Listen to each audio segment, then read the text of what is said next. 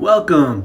And so I just got back from a little trip up to Reno, Nevada, and just get away a little bit, hit those craps tables and roulette tables, and mostly just not to be home and stuck with work.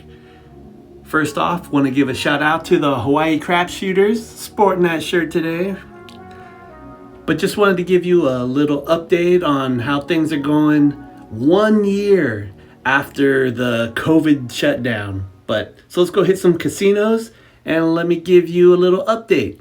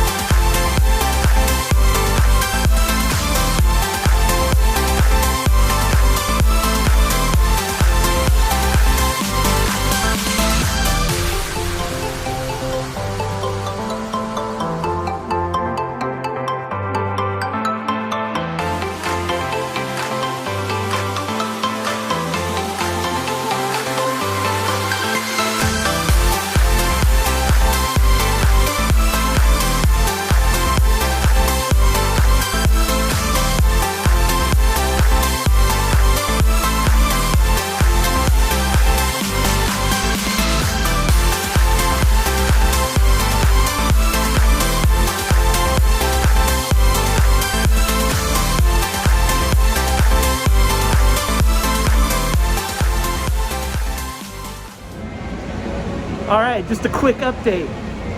Here at the Atlantis right now, just got off the craps table. Did pretty good. Buy in for 400 or so.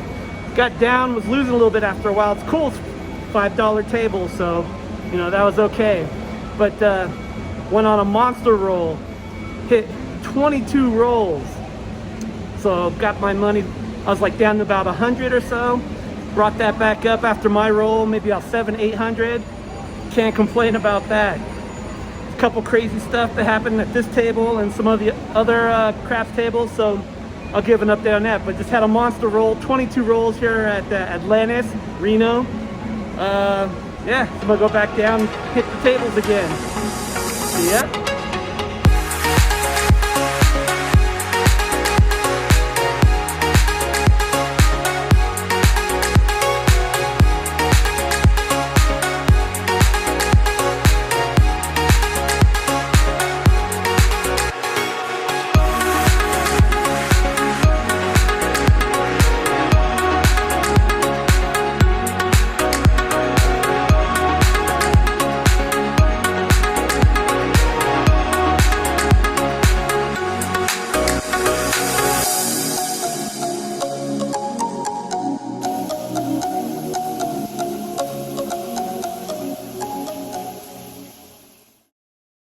Okay, found a little time to jump in the truck, get some peace and quiet and some tranquility, get away from the casinos, get away from the city. Up here, Lake Tahoe now, there's snow covered on the hills. Definitely a little cold. I think it's about 36 degrees right now, so I'm gonna freeze this toothpick, little icicle now. Icicle pick, I don't know if that'll work. Okay, so a little update on, I guess a little Reno craps table status. I'll just go around some of the major spots that I hit for craps. You hit the row, which is, Silver Legacy, El Dorado, Circus Circus. Now Circus Circus, they're all connected. You walk indoor, from each of the three. But Circus Circus, there's no craps tables in there. All the table games are moved out. Good place for if you got to win those stuffed animals for the kids, though. Silver Legacy, no plexiglass, so that's a really cool plus for them. But they're always, like even the past year or two, always $25 table minimum, so it's kind of a bummer. You know, they spray your hands when you first come to the table, so they're pretty good on the cleanliness. No plexi, so you got 3 people per side on the table, so that's kind of good. If you walk next door, you know, still connected. You got El Dorado, same thing, no plexiglass, but it's, you know, $25 minimums. So, you know, you do what you want. It's not as fun. It's really dark in there, so it's not as fun to play. So you usually go back to Silver Legacy. Then you got, you know, Peppermill. Peppermill's cool. Like the first day when I got there on Friday, there's 3 tables, and all of them were $10 minimum, so that's really good. All through the weekend, $10 minimum on the table. They do have plexiglass, and it's kind of crazy. They have dividers not only in between all the players, so 4 players per side, but they have these plexiglass like down the center of the table, you know, blocking you so your spit doesn't get on the dealers, which is really difficult though for if you're shooting. It's really sharpshooter, you know, without hitting the plexiglass, so it's really tough. And then plus at Peppermill, their plexiglass goes about 3 or 4 inches deep into the table, like past the edge of the chip rail. So that makes it really difficult if you're a shooter and you do more of a pendulum kind of toss. Makes it a little rough.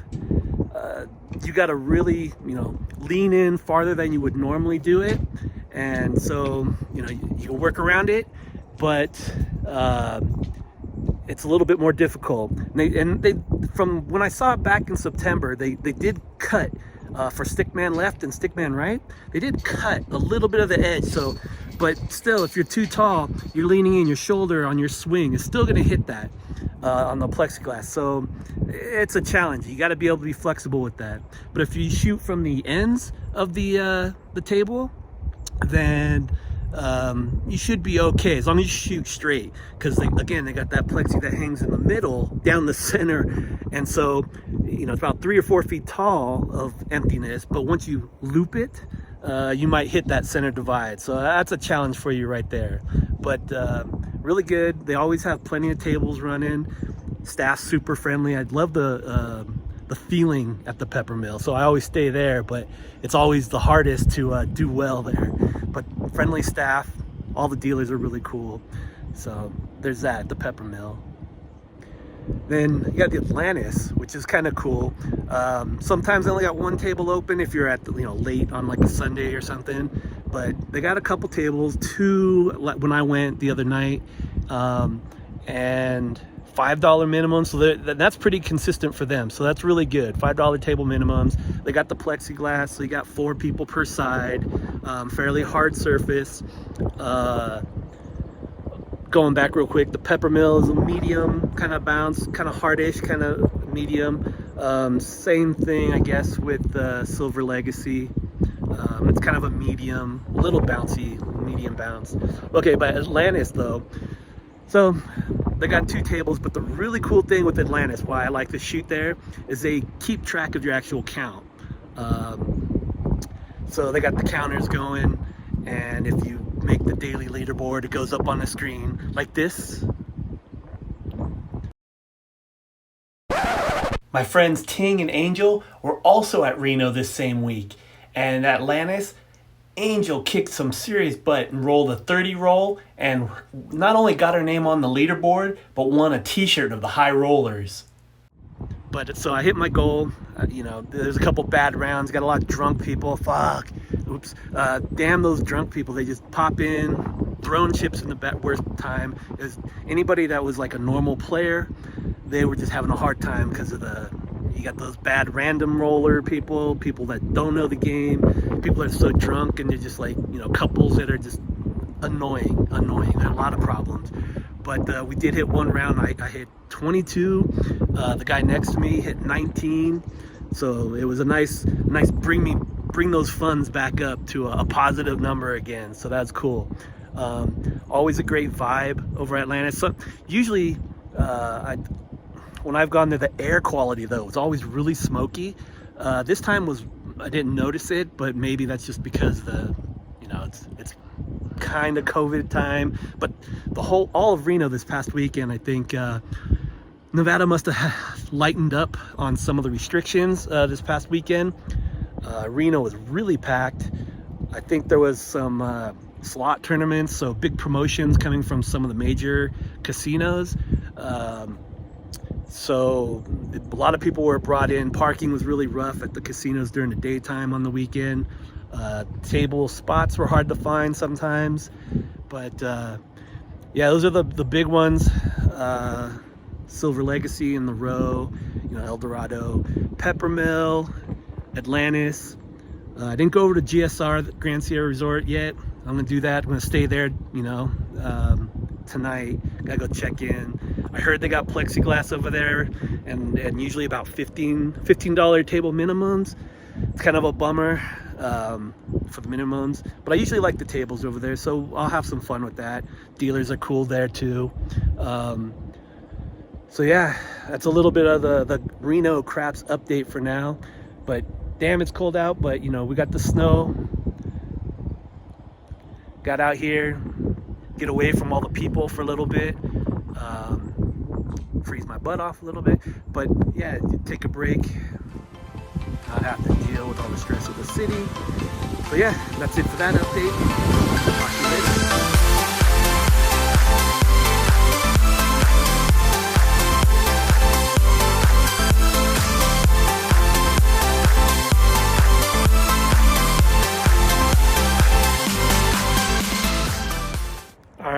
Just got done walking through some of the casinos here in Lake Tahoe. Totally cold. A little bit of snow and falling down, little flakes, but dissolve quick. But yeah, definitely freezing the hands if didn't have these on. But that's one way to promote going from casino to casino. It's like, gotta get back warm, gotta get back warm. My photography gloves, where it has a little finger so that you can do your camera work, right? But I forgot that the back has little magnets so that the thumb and the pointing finger can actually pop up, but the magnets can stick to the video games inside the casino. I was holding it, it's all click. It's like, oh dang, okay. Gotta make sure not to come too close to any of the machines up there with the gloves, but that was kind of funny. Anyway, Lake Tahoe, first casino was Harrah's. $25 minimum table, one table. No one was really playing it, but $25, a little too much for me right now. Didn't feel that. Made my way, I can't remember if it was all tall small or not. Made my way over to Harvey's across the street, and this is all at the California-Nevada state line. So Lake Tahoe, South Tahoe, and went to Harvey's. Nothing. I mean, no table was even open. So kept walking, go over to is it Hard Rock? Go Hard Rock. They got a table open, always packed there. $15 table minimums. So I mean, okay. I mean, it is Monday right now, but okay, not bad, I guess, comparatively. So $15 minimums, no specialty bets, no plexiglass, but there was no specialty bets, no prop bet for the all tall small or anything like that. So that's kind of a bummer. $15 minimum though, no plexi. One table, a lot of people standing around, watching that one.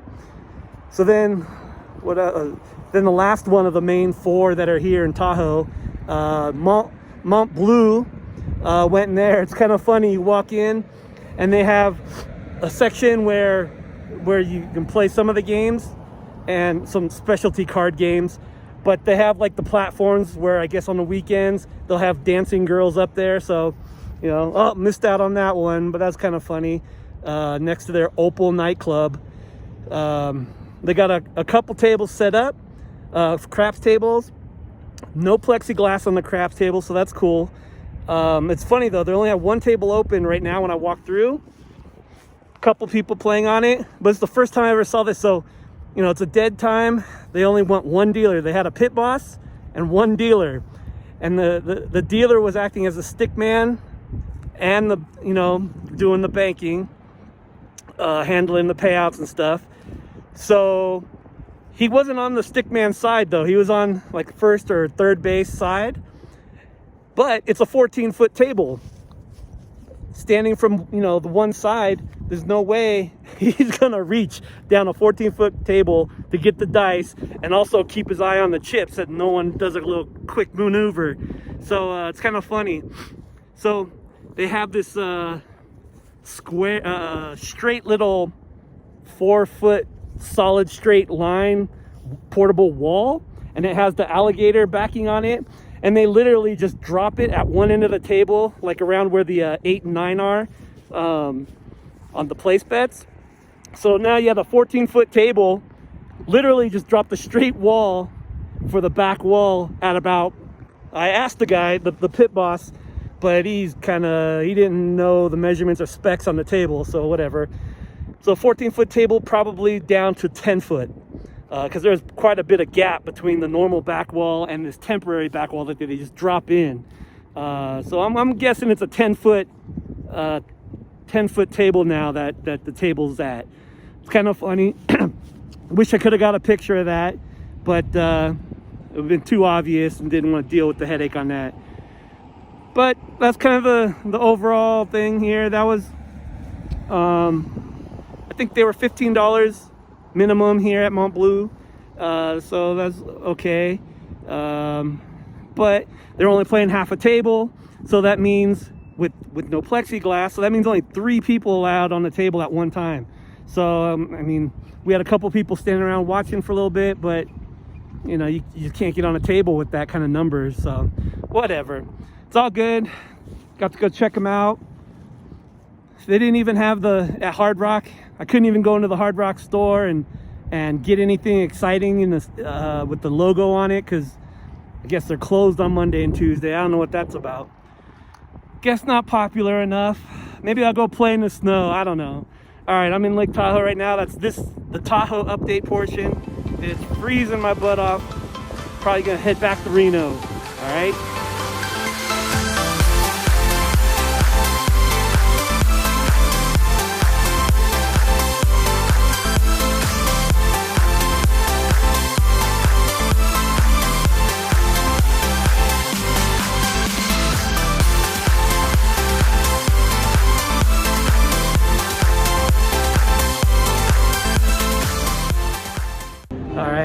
So I just got off the craps table, and we had one guy, this drunk guy, me and this other guy next to me, we're just on rolls, doing well, $15 minimum table. And then we got this other guy in the middle of a hot roll on this other guy shooting on my left.